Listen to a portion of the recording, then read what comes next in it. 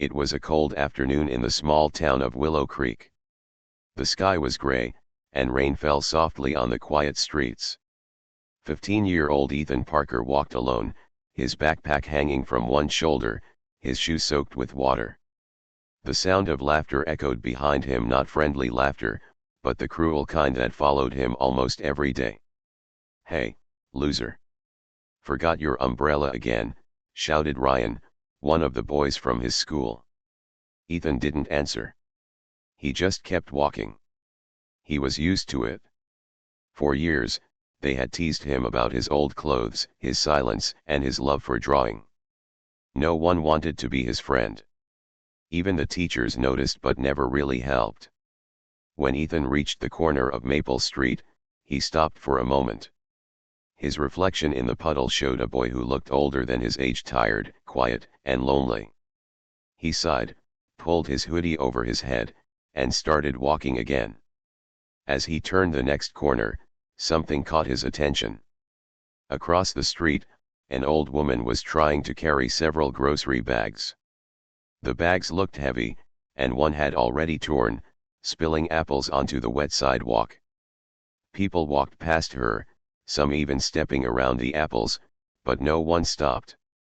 Ethan hesitated for a moment. His first thought was to keep walking. He was already late, and if the bullies saw him helping an old lady, they'd make fun of him again. But then he saw her struggling to bend down, her hands shaking slightly. Without thinking twice, he ran across the street.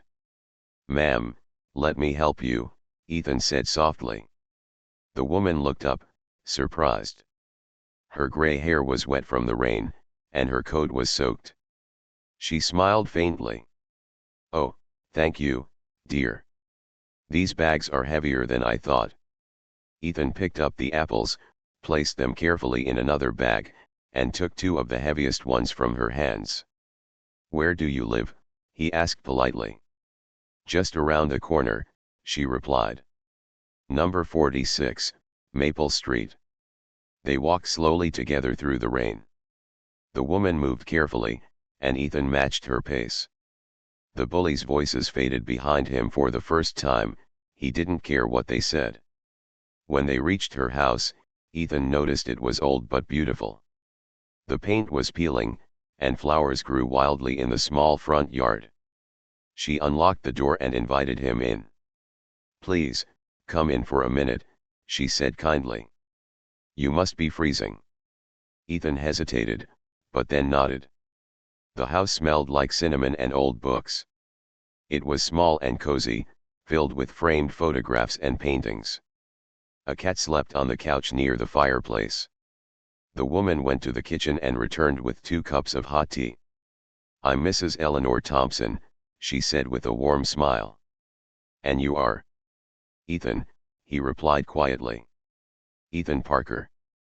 "Well, Ethan Parker," she said, sitting down, "it's nice to finally meet someone kind in this town." They sat together, sipping tea while the rain tapped gently on the window. Mrs. Thompson asked him about school, but Ethan avoided talking about it. She didn't push. Instead, she told him about her late husband, how they used to travel, and how she missed having someone to talk to. For the first time in a long while, Ethan felt seen. Not as the quiet kid, not as the target of jokes, but as a person. When he got up to leave, Mrs. Thompson placed her hand gently on his arm. "Thank you, Ethan. You didn't have to help me today, but you did. Kindness never goes unnoticed, dear. Remember that." Her words stayed with him all evening. The next day, after school, Ethan walked past her street again. He saw her in the yard, trying to fix a broken fence. Without saying a word, he joined her. From that day on, he began visiting her almost every afternoon. Mrs. Thompson always had something for him: a cup of cocoa, a story, or a little task to help with. She showed him old photographs of her younger days, told him about her favorite books, and even asked to see his drawings. Ethan hesitated at first, but when she looked at his sketch of a rainy street, her eyes softened. "This is beautiful," "Ethan," she said. "You have a gift. Never let anyone make you believe otherwise." Ethan smiled shyly. No one had ever said that to him before. Weeks passed, and their friendship grew. The bullies still teased him, but now it didn't hurt as much. He had someone who believed in him. Someone who reminded him that good people still existed. One evening, as the sun set and the air turned golden, Mrs. Thompson and Ethan sat on her porch.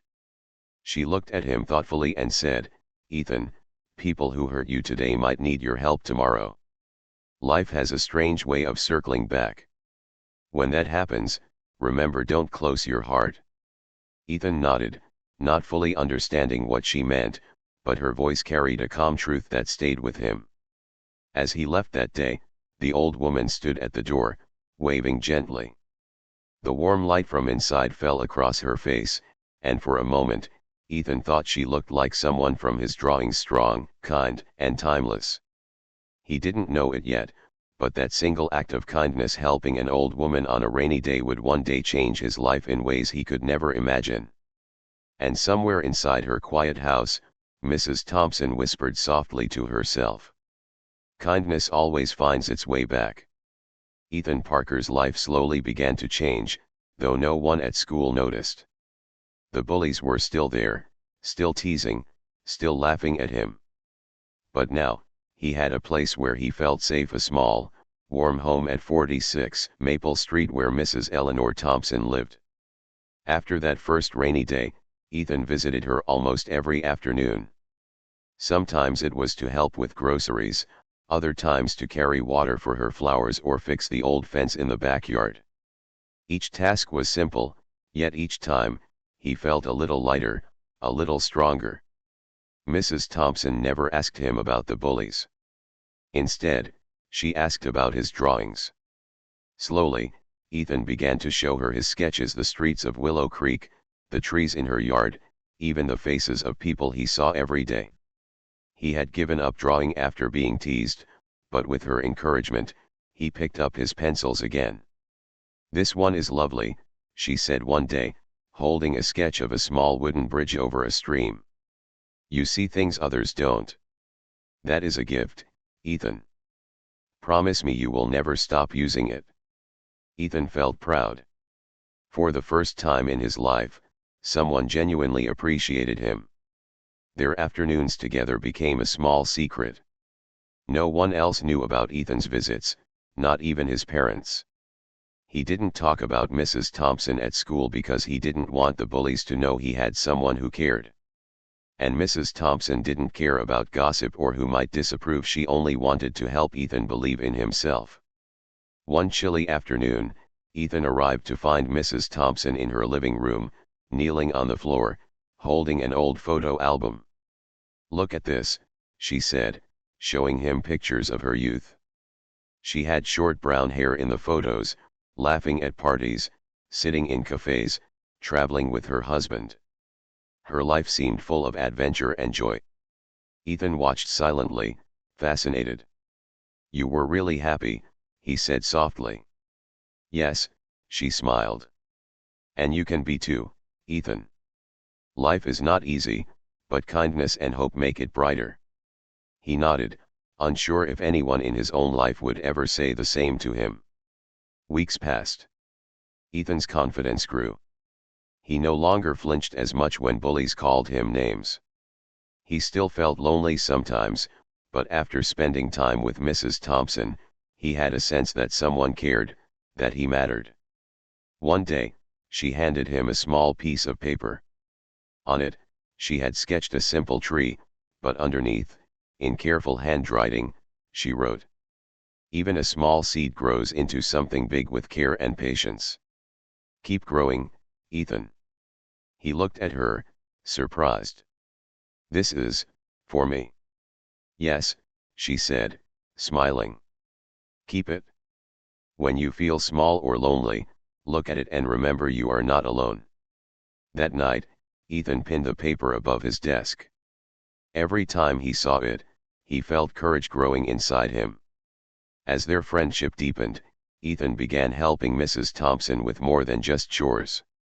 He fixed the leaking roof, painted her fences, and even helped her organize old letters and photographs.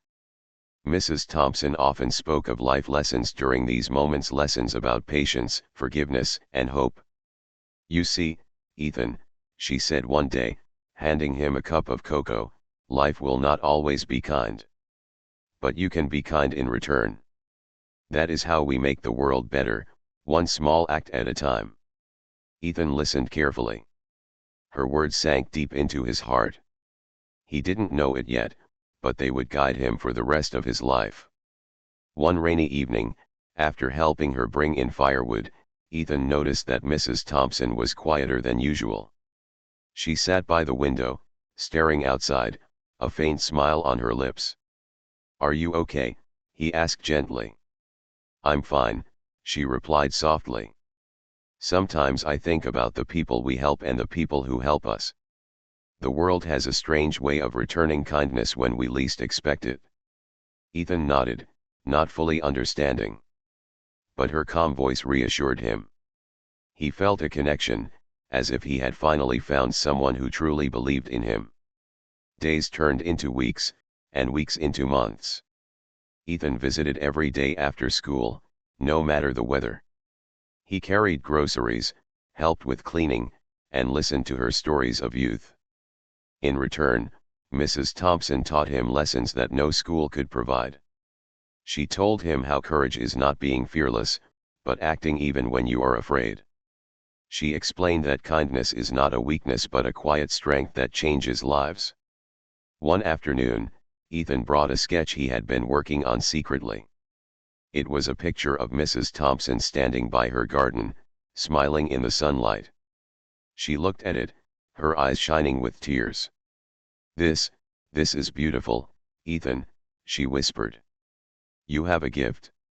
Never stop creating, never stop helping others, and never forget that your heart is stronger than you know." Ethan smiled, a warm feeling spreading in his chest. He finally felt like he belonged somewhere. For the first time, he understood that being kind, even when no one noticed, was its own reward. Then, one day, Ethan went to visit her and found the front door slightly open. The house was quiet. The fire had gone out, and the chairs were empty. On the table, there was a small note, written in Mrs. Thompson's careful handwriting. "Don't stop being kind, Ethan. I'll see you again when the time is right." Ethan's heart sank. He called her name, but there was no answer. She had gone, leaving no explanation, no goodbye. He stood there for a long time, holding the note. It felt like losing his only safe place in the world. But even in the silence, her words rang in his heart. He would not stop being kind. He would not forget her lessons. And somewhere, Mrs. Thompson smiled, knowing that the seed of kindness she had planted in Ethan's heart would grow, even without her being there. Part 2 ends with mystery, emotional suspense, and hope, setting up the next chapter where Ethan grows, faces challenges, and starts a journey that will change his life forever. Time moved quickly in Willow Creek, but life did not always move in the way Ethan Parker wanted. After Mrs. Thompson's sudden departure, the boy felt a strange emptiness in his heart. Her small house, once a safe haven filled with warmth and stories, now seemed like a ghost. Ethan still visited the street every day after school, hoping maybe she had returned, but her house remained quiet. At first, he felt lost. The teasing at school continued, and without her gentle words of encouragement, it sometimes felt impossible to keep going. But something inside him had changed. He remembered her note. "Don't stop being kind, Ethan. I'll see you again when the time is right." Those words became his anchor. Even when life was harsh, he carried her lessons with him, like a small flame in the dark. Ethan grew older, slowly learning to cope with loneliness. He graduated high school and took a part-time job at a small cafe. He spent evenings sketching again, drawing the streets of Willow Creek, the people around him, and memories of Mrs. Thompson's warm smile. At first, His sketches were just a private escape. Nobody saw them, nobody cared. But over time, he began sharing them online. The drawings were simple, filled with quiet beauty and kindness. And slowly, people began to notice. Comments poured in, "This is beautiful. You have a gift. Keep drawing, you're amazing." Ethan felt something he hadn't felt in years, hope. But life was not always easy. At work, he struggled to earn enough to pay for his studies. Some nights, he stayed up late, sketching while listening to the soft hum of street lights outside. Even in his moments of struggle, he remembered Mrs. Thompson's advice: kindness and patience would guide him. One afternoon, while delivering a painting he had sold online, he walked past the park where he used to sit after school. Children played, laughing and running, and he realized something: the world was full of people who needed kindness just like he had needed it once. This thought stayed with him. It gave him purpose. He wanted to do more than just survive, he wanted to create, to give, to make a difference. Years passed. Ethan's art gained recognition. A small local gallery invited him to display his work, and then a larger gallery in New York contacted him for an exhibition. His heart raced with excitement. This was more than he had ever imagined. The shy, bullied boy from Willow Creek was finally being noticed. On the day of his first big exhibition, the gallery was filled with people admiring his work. Ethan walked nervously among them, his hands slightly shaking. Then he noticed a woman standing near one of his paintings. She was older, wearing a gray coat, and she seemed to be staring at him intently. Ethan felt a strange sense of familiarity, though he couldn't place it. "You must be Ethan Parker," she said softly, her voice gentle. "Yes," Ethan replied cautiously. "Do I know you?" "My name is Grace Thompson," she said. "I'm Mrs. Thompson's granddaughter. She told me about you." Ethan froze. Mrs. Thompson had a granddaughter? And she knew about him? Grace smiled warmly. "She wanted me to find you. I'm sorry I didn't come sooner. But she left something for you. Something very important." Ethan's curiosity and heart raced. "For me?" he asked. "Yes," Grace said, handing him a small envelope and an old key. "Everything is explained inside." Ethan held the envelope carefully, almost afraid to open it. Inside, he found a handwritten letter, the familiar, flowing handwriting of Mrs. Thompson. His hands trembled as he read. "Dear Ethan, you were kind to me when no one else cared. That kindness will guide you through life, just as it has guided me. I cannot be there with you now, but I have left something to help you continue your journey of hope and art. Use it wisely, and always remember, kindness never goes unnoticed." Ethan looked up, his eyes wide. Tears stung his cheeks. He had never expected this: a reminder, a gift, and a trust from the woman who had changed his life. Grace smiled, sensing his emotion. "Come with me," she said. She led him to a quiet street, not far from the city. There, behind a small wooden gate, stood a building with sunlight reflecting off its windows. A sign above the door read, "The Parker Thompson Art of Kindness Center." Ethan's mouth fell open. He couldn't speak at first. The small studio, fully equipped, ready for use, was his. The woman who had once given him hope had left him a place to continue her legacy. "Mrs. Thompson wanted this for you," Grace said softly. "A place where you can teach, create, and help others just as she helped you." Ethan stepped forward slowly, feeling a rush of emotions: disbelief, joy, and deep gratitude. The memory of the rainy afternoon, the groceries, and the warm tea all came back to him. He realized that every small act of kindness he had done, every time he had helped someone, had been leading to this moment. That evening, Ethan sat inside the studio, looking around at the empty walls and polished floors. He held the key in his hand, thinking of Mrs. Thompson. "She kept her promise," he whispered, tears falling quietly. She remembered everything. Ethan knew his life had changed forever. The boy who once walked alone in the rain, bullied and lonely, now had a purpose: to spread kindness through art, to help those who needed hope, and to honor the memory of the woman who believed in him. And somewhere in the quiet streets of Willow Creek, Mrs. Thompson's voice seemed to whisper on the wind. Kindness always finds its way back. Ethan Parker's hands trembled as he held the old key and the envelope in his lap. His mind raced, remembering the rainy day so many years ago, when a lonely boy had helped an elderly woman.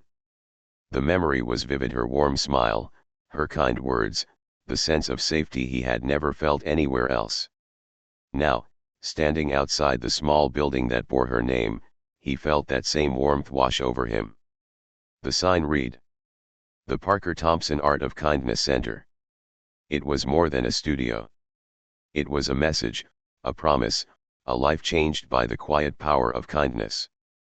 Grace Thompson, Mrs. Thompson's granddaughter, watched him carefully. "This was her idea," she said softly.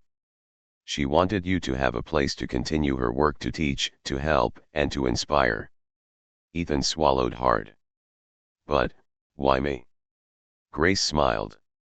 "Because she always said the right people notice kindness, even when no one else does. You were that person, Ethan.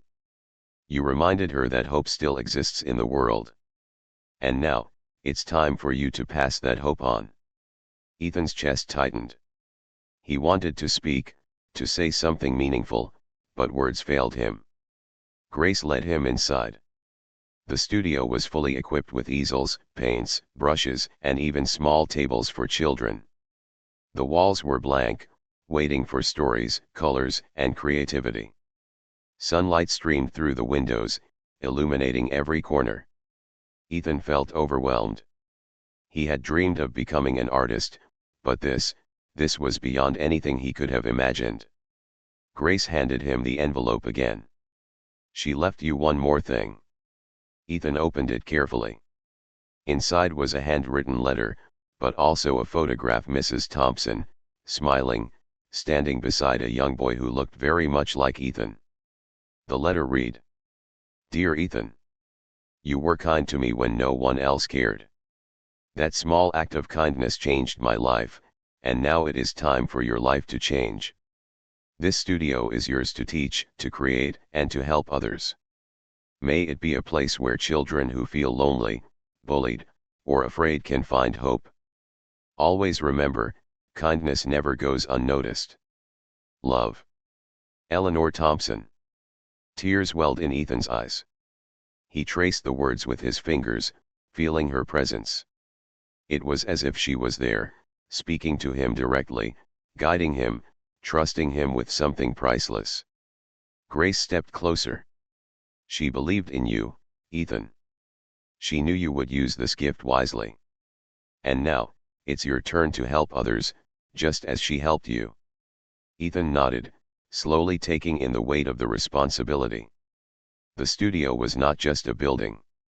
It was a symbol of kindness, hope, and the unseen impact of a single good deed. For the first time in years, he understood the full meaning of her words. People who hurt you today might need your help tomorrow, and when they do, the universe will remember what you did today. This was the universe returning her kindness, a circle now completed.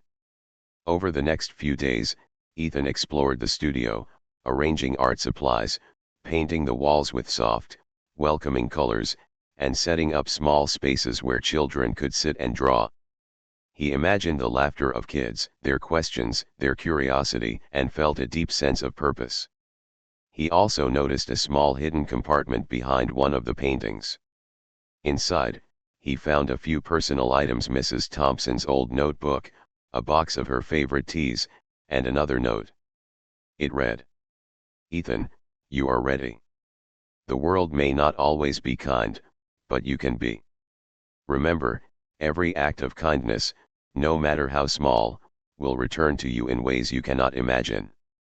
This is your gift now. Use it well." Ethan held the note close to his chest, tears streaming down his face. The quiet old woman who had trusted a bullied, lonely boy had left him a legacy, a way to change the lives of others. A week later, Ethan opened the studio for the first time. Word spread quickly in Willow Creek, and children began arriving, shyly at first. Many were bullied, some lonely, some just curious. But Ethan welcomed them all with the same warmth he had once felt from Mrs. Thompson. He taught them to draw, to paint, to express themselves, and most importantly, to believe in their own kindness. Slowly, the studio filled with laughter, color, and hope. One evening, as the last child left, Ethan found himself alone in the studio, gazing at the walls now covered in paintings. He smiled softly and whispered, "You were right, Mrs. Thompson. Kindness does find its way back." He looked at the old photograph of her on the wall, and for a moment, it felt like she was there beside him, nodding with approval. Ethan Parker woke early that morning, feeling a strange mix of excitement and calm. The sun was just rising, spilling golden light across the Parker Thompson Art of Kindness Center.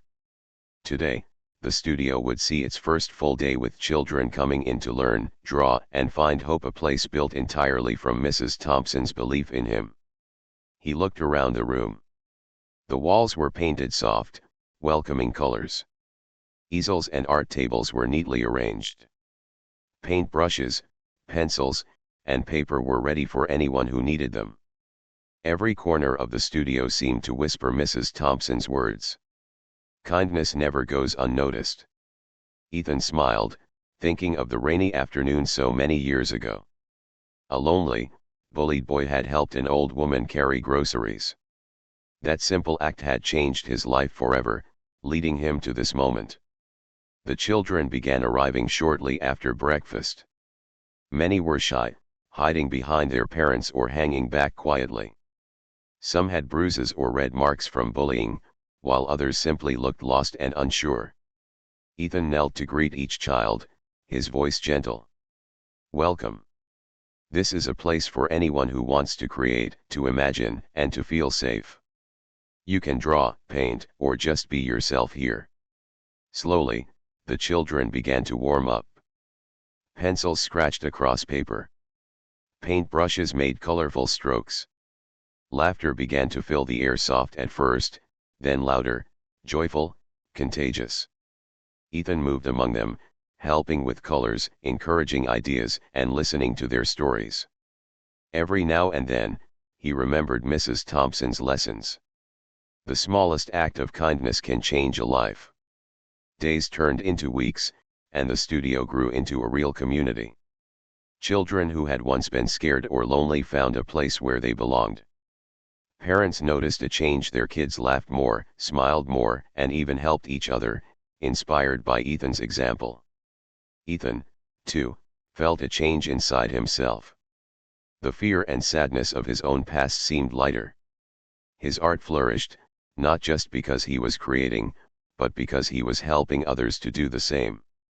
Every sketch, every painting, carried a message of hope, courage, and kindness. One evening, while cleaning up the studio after the children left, Ethan noticed a small envelope tucked behind a painting. He pulled it out carefully. Inside was another note from Mrs. Thompson, written years ago. "Ethan, you have grown. You are now the hope that others need. Keep spreading kindness, and remember, every act of love and goodness, no matter how small, will return to you in ways you cannot imagine." Ethan smiled through tears. He felt her presence, comforting and proud, as if she were watching over the studio, seeing the lives he was changing. Over time, the studio became more than a place to draw and paint. It became a sanctuary, a place where stories were shared, friendships formed, and courage grew. Children who had once felt invisible now felt seen. Bullied children learned to trust, to speak up, and to express themselves. Ethan often thought back to the rainy day when he had first helped Mrs. Thompson. That one small act of kindness had created a chain of events that would last a lifetime. He had never imagined that carrying grocery bags in the rain could lead to changing so many lives. One afternoon, After a long day with the children, Ethan sat alone in the studio, looking at the walls covered with colorful paintings and sketches. Each drawing told a story of hope, resilience, and courage. He thought of Mrs. Thompson and whispered softly, "You were right. Kindness does come back. Thank you for trusting me." At that moment, he felt a deep peace. The lonely, bullied boy he once was had grown into a young man who could make a difference. He had found his purpose, his voice, and his home. The door opened quietly behind him. A small girl peeked in, holding a sketchbook. "Can I show you my drawing?" she asked shyly. Ethan smiled warmly. "Of course. Come in." As she stepped inside, the studio seemed to glow with life and energy. Every laugh, every brush stroke, every story told within its walls was a living reminder of Mrs. Thompson's legacy. Her kindness had returned not just to Ethan, but to everyone who walked through these doors. Final scene.